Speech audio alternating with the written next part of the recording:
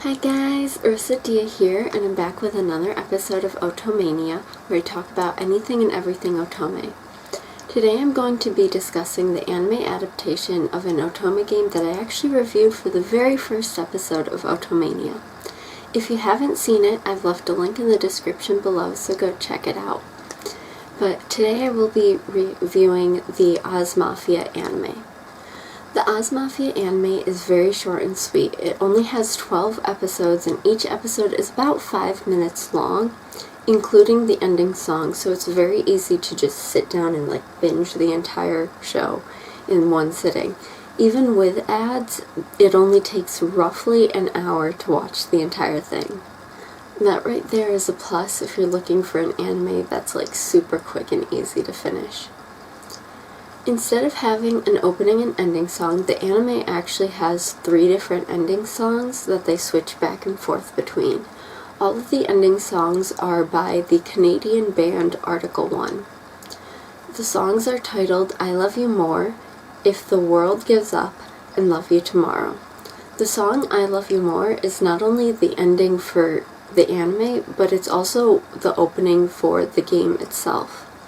As far as otome games / anime openings and endings go, the song I Love You More is actually one of my favorite otome openings ever, and I really don't know why. It's just super fun and catchy, and I just really enjoy it.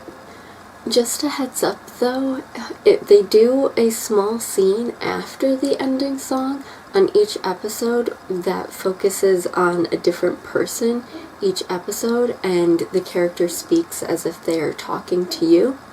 This happens in quite a few otome animes, but I wanted to give a heads up just because the episodes are so short that if you decide to skip the ending, you would be skipping that little part. The plot of the show was vastly different from the game. The show actually takes place in a school AU, and it's done in more of a chibi art style, instead of just retelling the game's plot in the original art style. I was slightly disappointed when I found this out because I think that Ozmafia's overarching plot is really interesting and could make a really great full-length anime if it's done correctly. However, because this show is shortened, I kind of understand why they made it more of a comedic alternate universe route instead of the actual plot itself. The anime follows the character Scarlet, who's actually one of the dateable characters in the game, instead of following the female protagonist Fuka that you play as. I thought that this was kind of an interesting take because they kind of just got rid of Fuka entirely. They do something similar in the Ikemen Sengoku anime, so I'm kind of wondering if in cases where the anime is shortened episodes and done in more of a comedic style than actually following a plot, I think the writers find it easier to focus more on the dateable characters than the female protagonist in whom you play.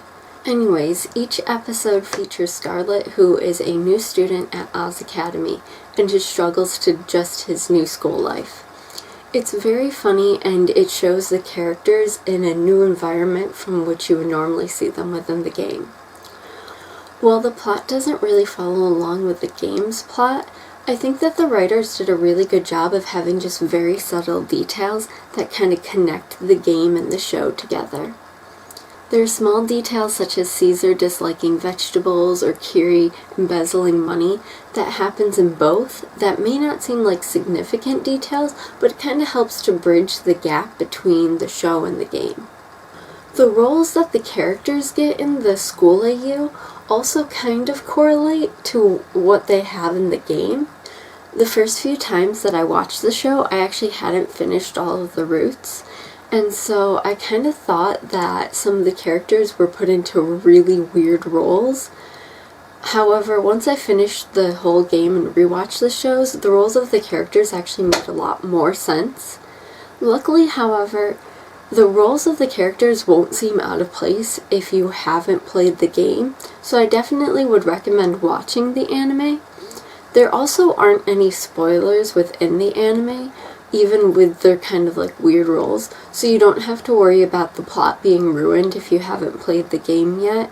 So it's a very spoiler-free anime. It's just more comedic, so it's definitely like something I would recommend if you haven't played the game. However, if you have started the game but haven't finished it, you might think that some of the characters' roles might be unfitting at first, but it kind of gets explained or makes more sense once you completely finish the game. For the most part, I really enjoyed the anime. I thought it was short, sweet, and simple. However, there were a few things that I did have an issue with. Throughout the show, there were just a few inconsistencies that kind of like bugged me. The main character, Scarlet, has a slightly different personality than he has in the game. In the anime, I feel like his personality leans more towards Fuka's personality from the game. The anime version of Scarlet comes off as more like scatterbrained and hopeless than the game Scarlet does. I suspect that they might have had to do this to kind of fit into the plot and make it more comedic, but it was still kind of weird watching it, knowing Scarlet's true personality, and then seeing him act more helpless in the show. There's also something interesting and technically inconsistent in Scarlet's uniform design as well. On his school tie, it shows the insignia for the Grimm Familia. Given that Scarlet is attending the Oz Academy, it was kind of weird seeing him have the Grimm symbol on his uniform, especially since the show actually has a Grimm Academy that they state that Scarlet didn't know existed. Personally, I think it would have made more sense if they had him transfer from the Grimm Academy to the Oz Academy, because that would make a little bit more sense why it might be on his tie. But regardless, leaving the Grimm sign on his Oz uniform did kind of bug me and kind of like made no sense with the context of the plot. My biggest and final issue with the show, though, actually happens during the ending credits. The ending credits show that there is this girl who is asleep on a piece of paper that all of the characters are being drawn onto. And so when I first watched the show, I hadn't played the game, and so I just kind of assumed that that girl was the protagonist that you play as.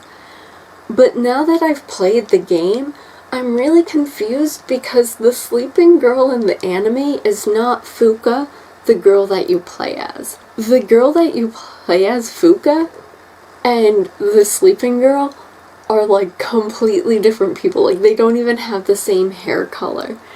Therefore, I have no idea who the sleeping girl is. She matches no characters in the game or the show, and so I have no idea why they added her, because they essentially added the character who most people would assume is the female protagonist of the game, but then they didn't make her the female protagonist of the game. So it like really bugs me for some reason. Like, it irks me beyond belief because I have no idea who this girl is, and she's like in the ending credits. It just makes no sense to me. If you somehow know who this girl is or who she's supposed to be, let me know down in the comments below, because I watched this show like 4 or 5 times and I still have no idea who she's supposed to be. Overall though, other than that, I really enjoyed the anime. I thought that the animation was really good and the plot was extremely funny. It's done in a way where you can watch it without knowing anything about the characters and still really enjoy it, but also in a way where if you do know the characters, you get to see these tiny details that make it just more enjoyable and like more connected to the game. Because of how short and fun it is, I would definitely recommend giving it a watch. It's just a really cute show and you can easily binge it in like an hour, and it's just really good.